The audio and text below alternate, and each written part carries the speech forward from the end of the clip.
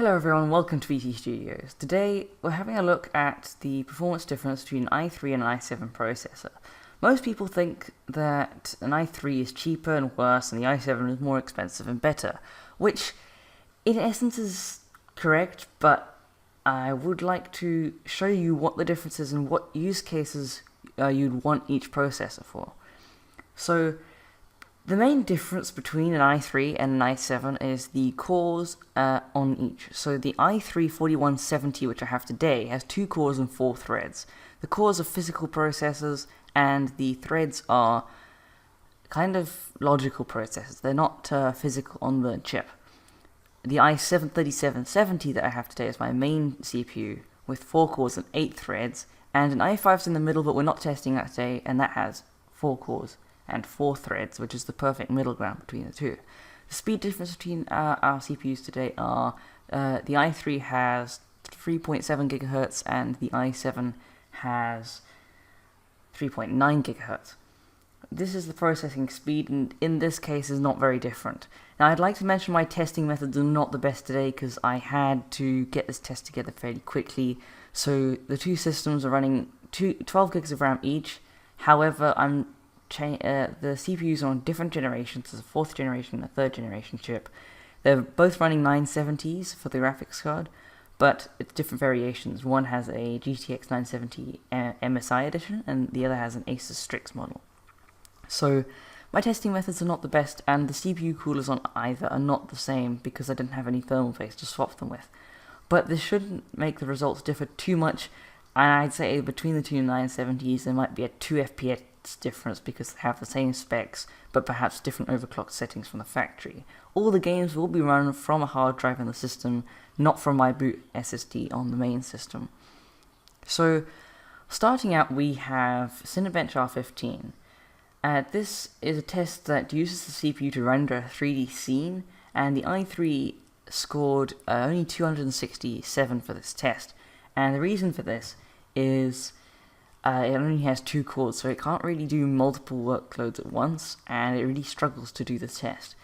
But the i7, on the other hand, scored 681 because it has that extra cores and threads and the extra little bit of speed to bump it up there. You can see a little graph here with all the different CPU speeds. Nowadays you have 6-core 12-thread i7s and 4-core 4-thread i3s. So there's a big difference nowadays, and they've changed it, but that's only with the 8th generation and onwards. So anywhere from 1st to 7th generation, you're going to have the same kind of scene. We next have Fallout 4, all on the ultra quality preset, and this was interesting because Fallout 4 is a very CPU and a GPU intensive game, but VSync was locked on, so the FPS could only cap out at 60 FPS. In the i3's case, it didn't seem to matter because we have an average of 56 FPS, minimum of 34 and a maximum of 64. The i7 scored 60 FPS average because that was the locked frame rate, minimum of 53 and a max of 61. So very respectable frame rates of the i3. The only reason you'd want the i7 in this case is if you were recording the gameplay as well or streaming it, because the i7 has the extra cores and threads to be able to do multiple workloads, so you could record YouTube videos, etc. Next we have Unit in Heaven, which is a benchmark that's mostly GPU intensive, or so I thought until I saw these results, because the i3 only scored 76 FPS, which is not bad at all, I will say, with a score of 1919. But the i7 scored 109.7 FPS, with a score of 2000 plus, so it's a massive score difference, and I don't really know why there was much of a difference. You may have noticed on the top right corner of the Unity test there was a GTX 1060. That was footage from before. I wasn't using a 1060 for these tests. So what do I think? The i3 is great for gaming, and if you're not recording anything in the background, you can use the i3, you'll have no problems whatsoever. If you want to record and do video editing and rendering, I would have had a test for that as well. I'm sorry I had to get these tests out fairly quickly. I didn't have much time. I didn't have the editing software on the i3's rig, so it was a bit of a mission there. So the i7 would definitely be better for video editing. That's what I edit on every day, and definitely helps with speeds of rendering the videos, etc. So if you're just gaming, and you're on a bit of a budget and you don't want to go for the i7, go for it. i3 will be fine. If you can squeeze out for an i5, that'll help you in the long run.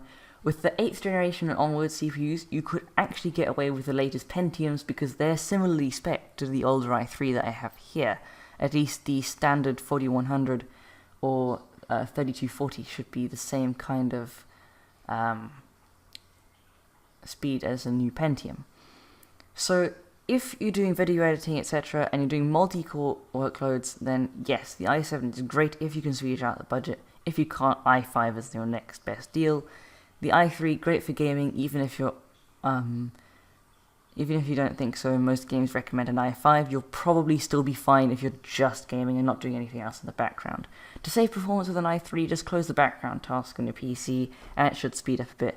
This i3 in particular was a fairly fast speed one, so if you can find money for an i3 or the latest Pentium, you should be fine with any game, really. So, I hope you enjoyed the video. If you did, please like and subscribe for more content like this and more gaming as well. Have a look at the channel, we've got lots of different content. So I hope you enjoyed, thank you everyone for watching, and goodbye.